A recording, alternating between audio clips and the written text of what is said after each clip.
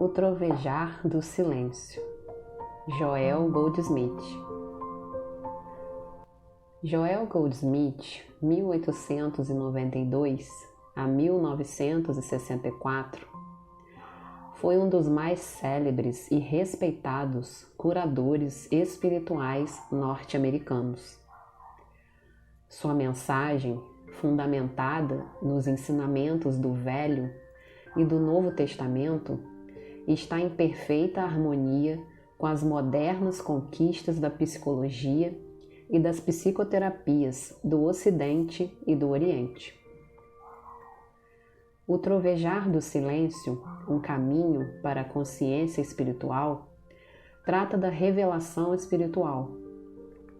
A finalidade do livro é revelar a consciência transcendental que habita dentro de cada criatura humana. Diz o autor, abre aspas, a revelação sempre nos atinge como algo chocante, e não só para quem a recebe, mas também para aquele por meio da qual ela se manifesta. Fecha aspas. O Trovejar do Silêncio nos revela, sobretudo, que a voz silenciosa é o único poder. Em vez de verbalizarmos orações a Deus, fiquemos recolhidos no silêncio dentro de nós mesmos. Índice. Parte 1. Da escuridão para a luz. Capítulo 1. Os dois pactos. Capítulo 2. A lei kármica. Capítulo 3. Além do poder. Parte 2. Do irreal para o real. Capítulo 4. Quem te disse? Capítulo 5. Transcendendo a mente. Capítulo 6. A mente incondicionada. Capítulo 7. Uma rosa é uma rosa, é uma rosa, é uma rosa. Capítulo 8. Daqui por diante, não mais reconheceremos o homem segundo a carne. Capítulo 9. Este é um universo espiritual. Parte 3. Da lei para a graça. Capítulo 10. Abre aspas. Ouviste o que foi dito aos antigos. Fecha aspas. Capítulo 11. Eu vos digo. Capítulo 12. Não resistais. Capítulo 13. O Pai que vê no segredo. Capítulo 14. Quando orares. Capítulo 15. Como nós perdoamos. Capítulo 16. Você pode ser o filho do seu pai. Capítulo 17. Teu pai sabe. Capítulo 18. Vós sois a luz. Capítulo 19. A pequena voz silenciosa. Prefácio. Abre aspas. Se o Senhor não edificar a casa, em vão trabalham seus construtores. Fecha aspas. Salmo 127. A iluminação desfaz todas as amarras materiais e une os homens uns aos outros com as douradas correntes da compreensão. É para essa direção que nos leva a orientação de Cristo. Não há rituais ou regras, somente o divino e impessoal amor universal, sem outra crença além da chama interior que arde incessantemente no santuário do Espírito. Essa união é um estado de livre fraternidade. A única limitação é a disciplina da alma.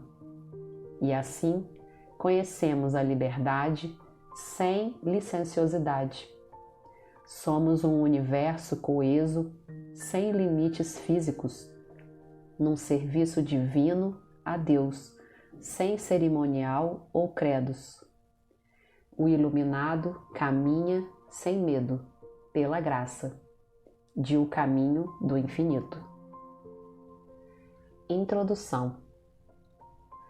A revelação sempre nos atinge como algo chocante.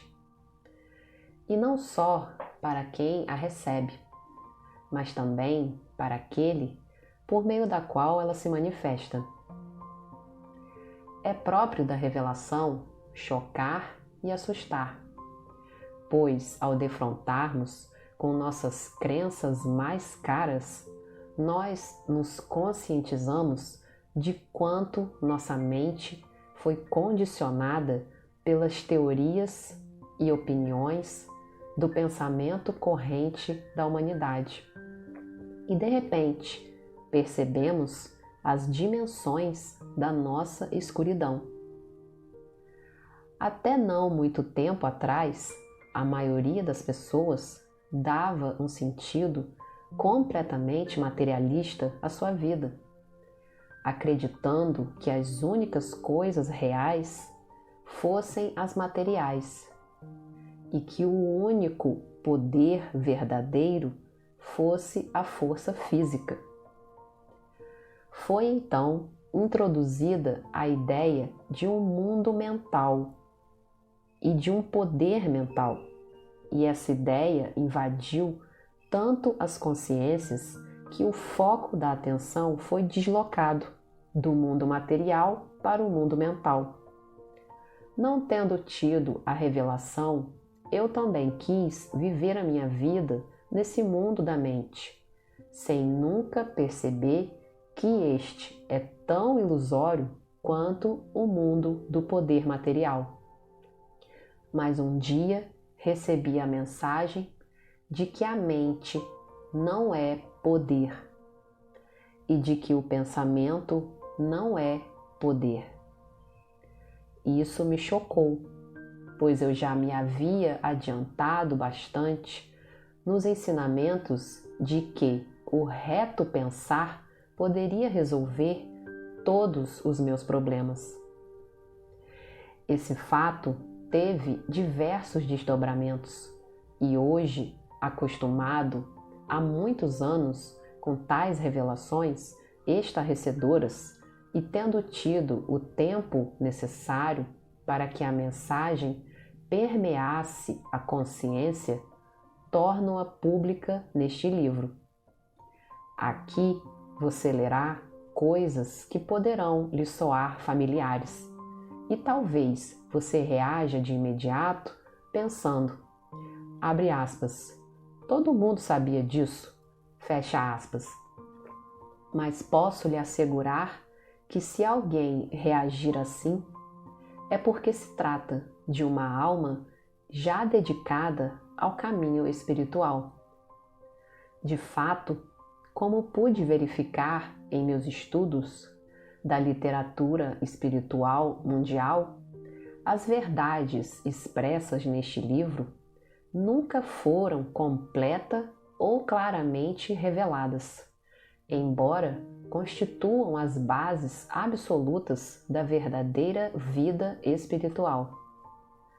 Antes de prosseguir, permita-me garantir que não há, de minha parte, qualquer interesse em estabelecer uma nova religião ou um novo ensinamento religioso, nem tampouco eleger uma pessoa ou um grupo de pessoas a serem seguidas, cujos ditames e opiniões devam ser considerados palavras finais ou infalíveis. Não tenho a intenção ou desejo de deixar atrás de mim qualquer tipo de organização religiosa. Qualquer coisa que alguém possa reunir, promover, propagar ou usar em benefício próprio, e nem mesmo nada que alguém ache que possa servir para sua salvação. Se há algo que gostaria de fazer, acima de tudo, durante a minha vida na Terra, essa coisa é tirar do homem qualquer tipo de apoio ou muleta no qual tenha confiado. O propósito deste livro não é amarrar você a qualquer pessoa ou organização. Pelo contrário, é torná-lo livre do, abre aspas, homem cujo fôlego está nas narinas, fecha aspas. Livre para se unir a todos aqueles que buscam o caminho espiritual, mas sem amarras com ninguém, sem pertencer a ninguém, nada devendo a ninguém a não ser amor uns aos outros. Esta é a verdadeira liberdade e nada menos que tal liberdade é necessária para receber Deus. Não acredite por um momento sequer que Deus esteja em alguma coisa, nem mesmo no caminho infinito. Deus não pode estar em alguma coisa, e o único meio de poder conhecê-lo é ser livre, mental e espiritualmente livre. Onde está o Espírito do Senhor? Aí está a liberdade. Isto é aí que está a liberdade verdadeira. É aí que está a força.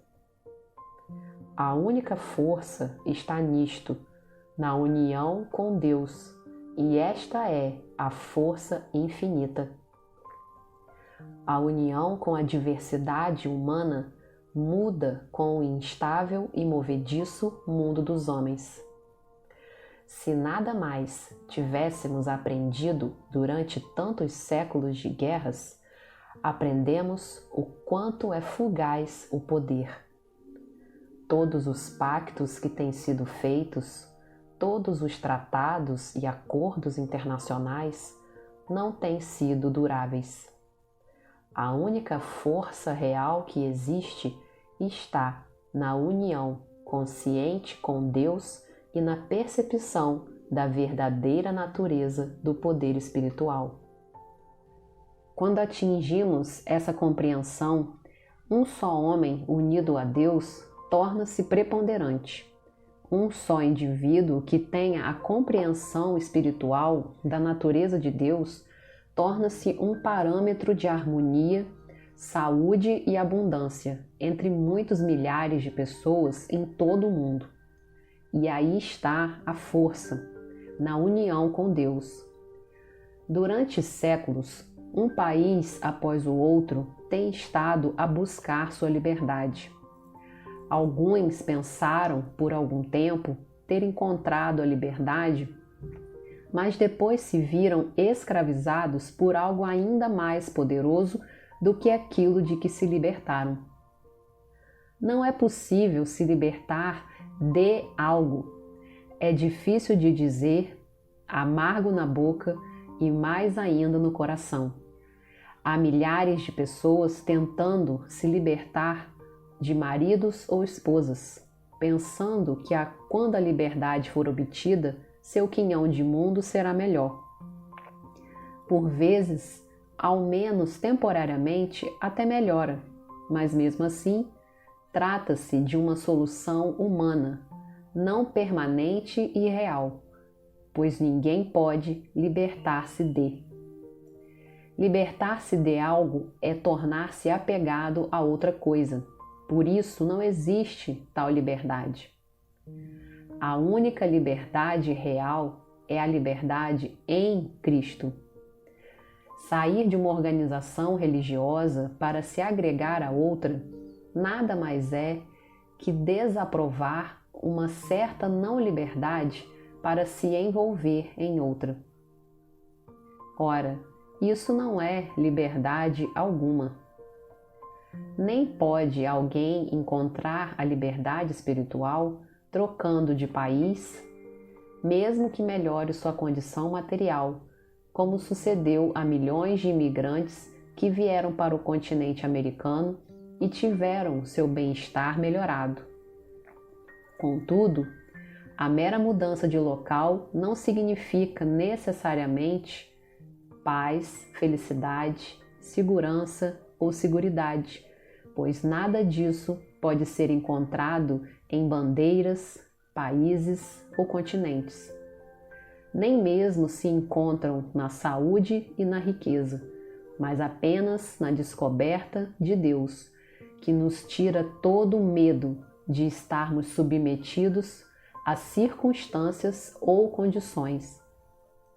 Não se encontra a harmonia trocando uma condição de servidão por outra, mas saindo do jugo da lei para viver sob a graça, que é presente de Deus. Mas, infelizmente, há ainda 1000 à nossa esquerda e 10.000 à nossa direita que não querem aceitar a graça de Deus, e são aqueles que arrancaram do Mestre as palavras pesarosas. Abre aspas. Ó Jerusalém, Jerusalém, quantas vezes eu quis reunir teus filhos, como a galinha recolhe seus pintainhos sob as asas, e tu não quiseste. Fecha aspas. Tal situação continua nos parecendo triste, ainda que tenhamos obtido nossa liberdade. É a tristeza de olharmos para os pais, filhos, irmãos, esposa ou marido, para nossos vizinhos e pensarmos: por que não podes aceitar o que eu encontrei? Porém, quanto mais caminhamos nessa senda, mais fácil nos será entender que isso não é acessível para qualquer um que o busque, a não ser na medida em que estiver pronto para isso. Por vezes, tornamo-nos prontos só por causa da futilidade e frustração anteriormente sofridas. Todo pecado, doença, toda perda por que passamos têm sido partes necessárias da nossa experiência como um todo, sem o que não estaríamos prontos e preparados para absorver os desdobramentos de uma verdadeira mensagem espiritual. Digo isso sabendo que alguns de nós atingiram os abismos dos maiores pecados, doenças e perdas, enquanto outros pouco teriam de que se queixar. Qualquer que seja a gravidade dos problemas que alguém tenha tido, trata-se do degrau que este alguém precisava atingir. Alguns não podem chegar às alturas da visão espiritual até que tenham estado antes no ponto mais baixo, física, mental, moral ou financeiramente. Outros devem percorrer só metade do caminho para baixo, e provavelmente haverá quem faça bem menos do que isso. Mas qualquer profundidade que você e eu tenhamos conhecido, essa era a experiência necessária para podermos chegar à altura. Algum de vocês poderá ter de ser empurrado e duramente aguilhoado, envolvido em vários problemas sérios antes de ser capaz de abraçar os princípios apresentados neste livro. Por outro lado, outros de vocês os observarão facilmente e sem ter de suportar incômodos problemas. Isso dependerá do grau de desenvolvimento de cada um que já tiver atingido antes de iniciar este trabalho. Esta mensagem comprova-se verdadeira só quando vivenciada individualmente, e por essa razão torna-se fácil entender por que tentativas de organizar uma religião baseada em tais ensinamentos são impraticáveis e tampouco contribuiriam com os objetivos do caminho infinito, que são fazer com que tais princípios impregnem a consciência humana e se tornem tangíveis como experiência individual. Se for feita qualquer tentativa de organizar esses ensinamentos, não será de benefício para ninguém. Da mesma forma, se for para obter uma contribuição mensal ou anual, o será sem propósito. Se forem erigidos poderosos templos para abrigar tais princípios ou erigidas estátuas para quem os trouxe, o serão sem consentimento. Só uma coisa demonstrará a veracidade desses ensinamentos: descobrir seus princípios e tomá-los dentro do coração, da mente, da alma e do corpo, vivendo com eles, movendo-se e tendo o próprio ser neles, com e por meio deles, até que se tornem demonstráveis na própria pessoa. Então você será a luz do mundo, de um mundo talvez limitado à sua família ou comunidade, ou que pode ser então tão vasto quanto toda a Terra.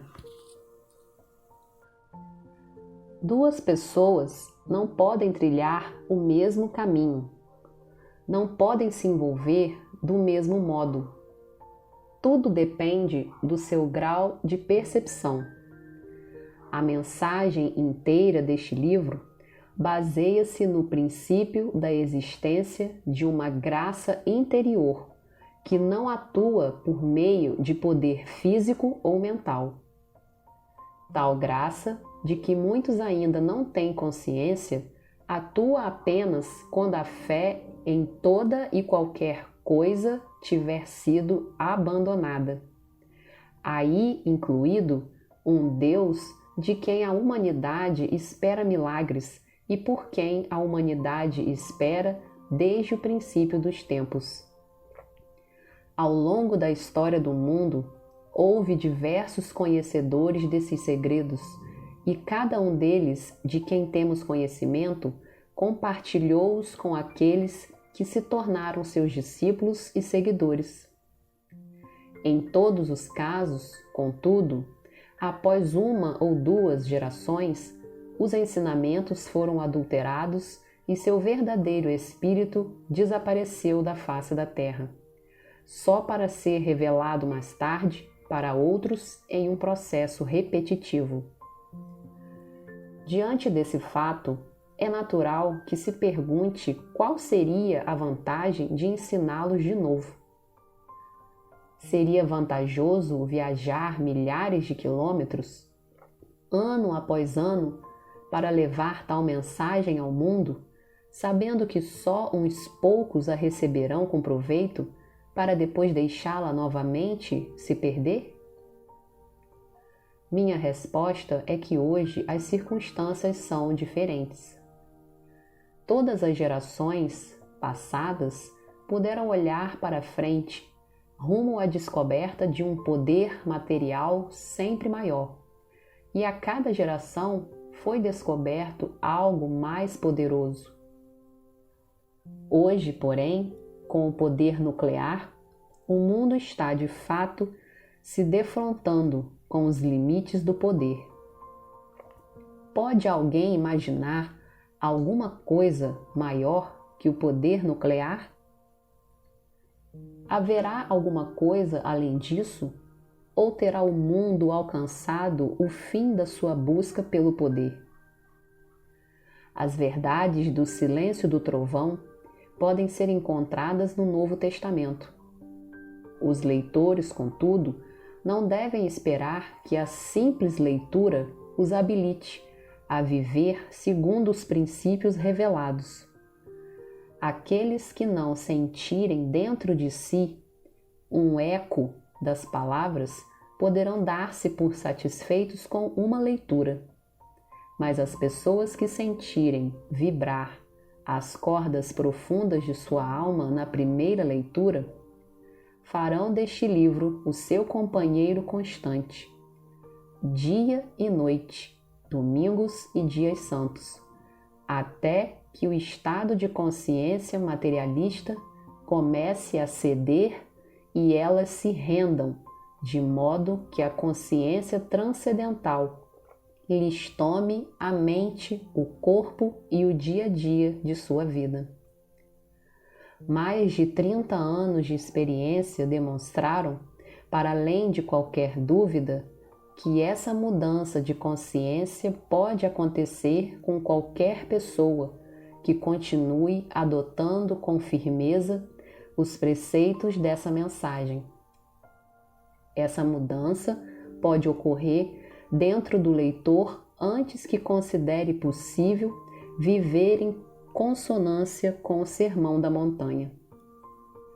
A finalidade deste livro é revelar a consciência transcendental e, desse modo, desenvolver a consciência individual até que a pessoa possa dizer sinceramente, abre aspas, eu vivo, mas já não sou eu. O Cristo é quem vive em mim. Fecha aspas.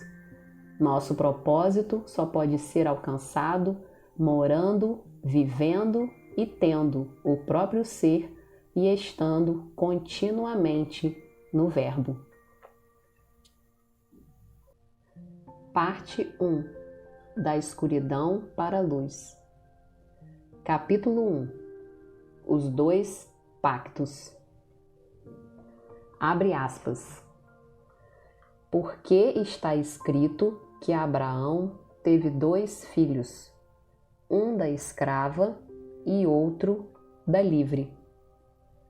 Todavia, o que era da escrava nasceu segundo a carne, mas o que era da livre, por promessa. O que se entende por alegoria, porque estes são os 2 concertos, um do Monte Sinai, gerando filhos para a servidão, que é Agar. Ora, essa Agar é Sinai, um monte da Arábia que corresponde a Jerusalém, que agora existe, pois é escrava com seus filhos. Mas a Jerusalém, que é de cima, é livre, a qual é mãe de todos nós. Fecha aspas. Gálatas, capítulo 4, versículo 22, 23, 24, 25 e 26. Em nossa humanidade, somos filhos da escrava, subjugados pela carne e suas imposições, presos às coisas, aos pensamentos e às atividades da carne, quer se trate da carne do corpo, quer seja a carne chamada dinheiro ou outras formas do humano viver. Vivendo na e pela carne, como descendentes da escrava, estamos sob as leis da matéria, as leis da economia, da raça, da religião e da nacionalidade, sob o contrato, entre aspas, que foi gerado pela escravidão. O outro pacto, que é o de nossa adoção espiritual, acontece pela atividade consciente dentro do nosso próprio ser e no momento em que estivermos prontos para a transição, já que a transição de humanidade para a filiação espiritual se dá exclusivamente pela graça. Quando alguém diz que gostaria de ser um filho de Deus e de ser livre das mazelas da carne, geralmente não quer dizer exatamente isso. Quer dizer que gostaria de ser livre das mazelas da carne, mas sem abrir mão de seus proveitos e prazeres.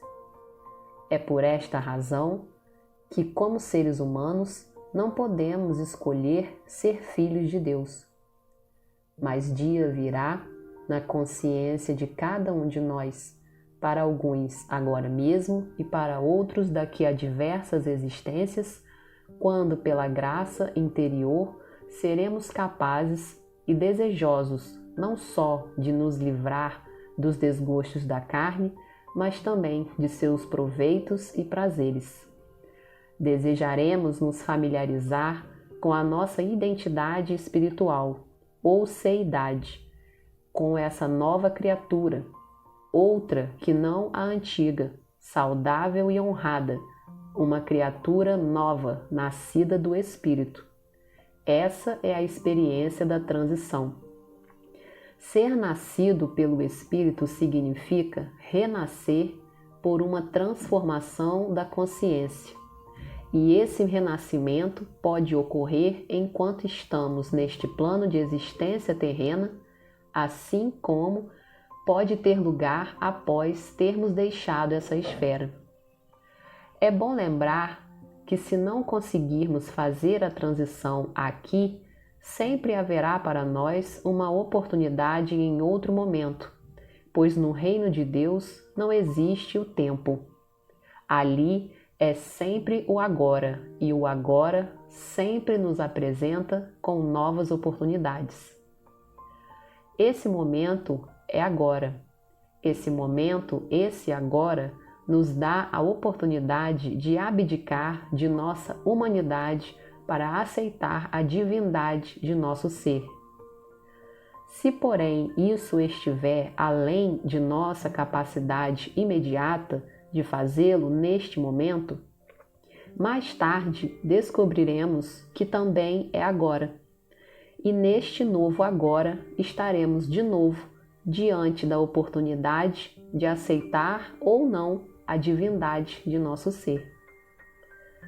Se não estivermos preparados para um tal recebimento, haverá o amanhã, o ano que vem ou o seguinte, e cada vez que se apresentar a oportunidade de descobrir nossa filiação divina, será o agora.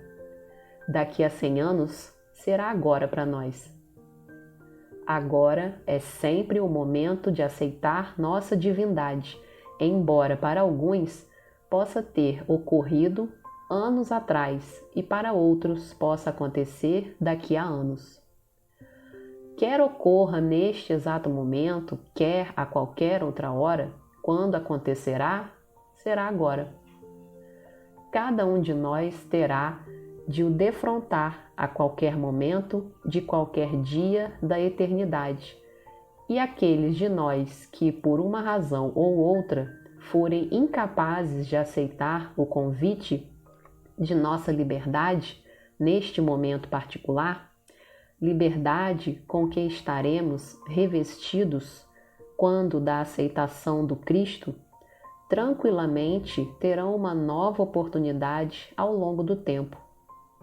Para aqueles que se foram antes de nós, alguns dos quais em profunda escuridão espiritual, outros em estado de pecado mortal e de degradação, também existe o agora, e eles também têm a mesma oportunidade agora que tiveram e rejeitaram aqui na Terra.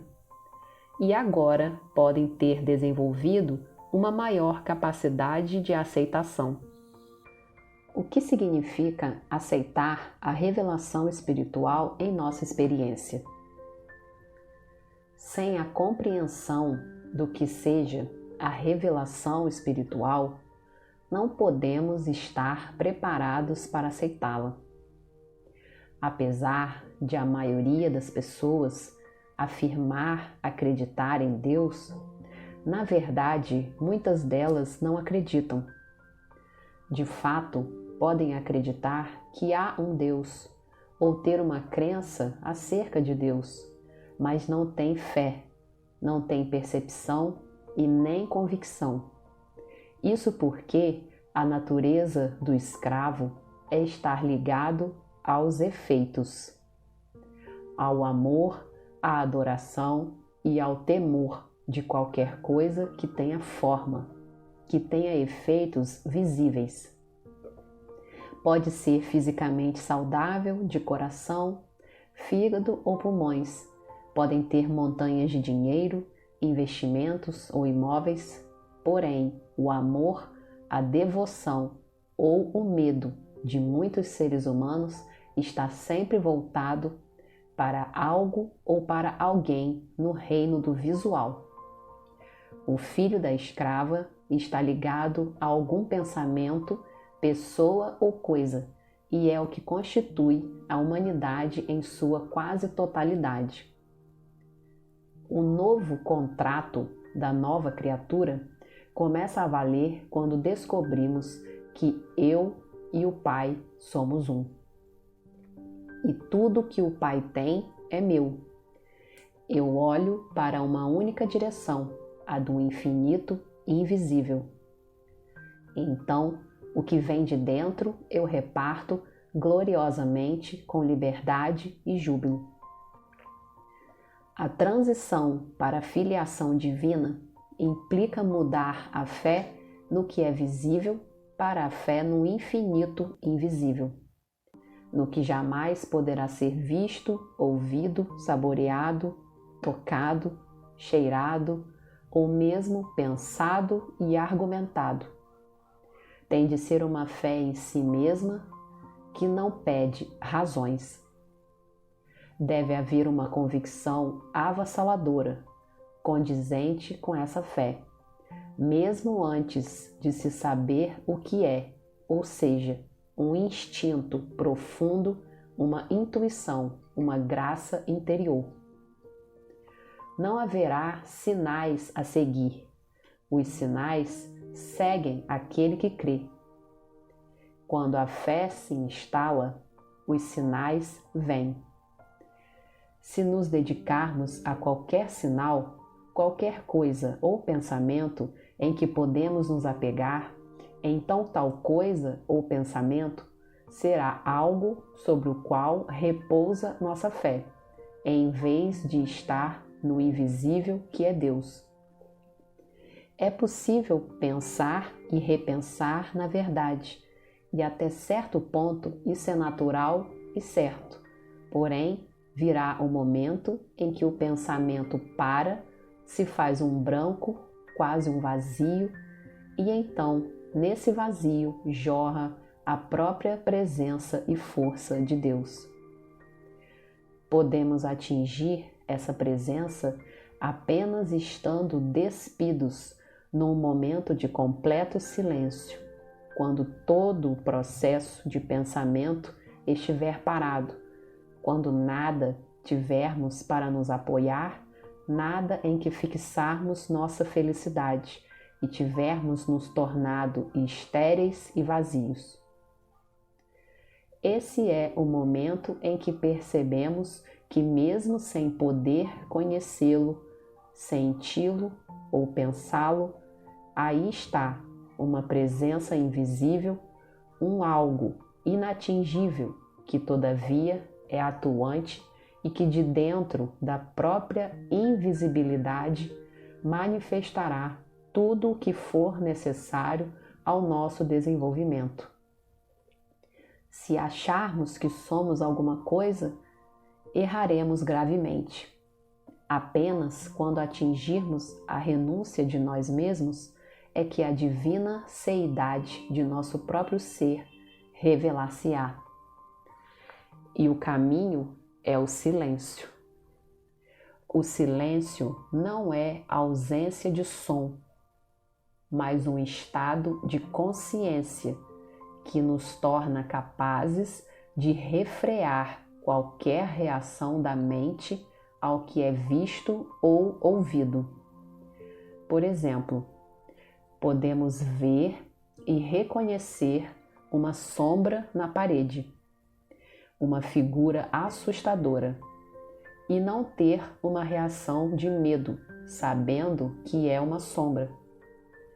Quando a consciência tiver atingido o conhecimento de uma força, de uma lei, uma substância, uma causa, a unidade, não mais responderemos com medo, dúvida ou horror a qualquer coisa vista ou ouvida. E então a consciência terá ido além da força e atingido o silêncio, a cura da consciência.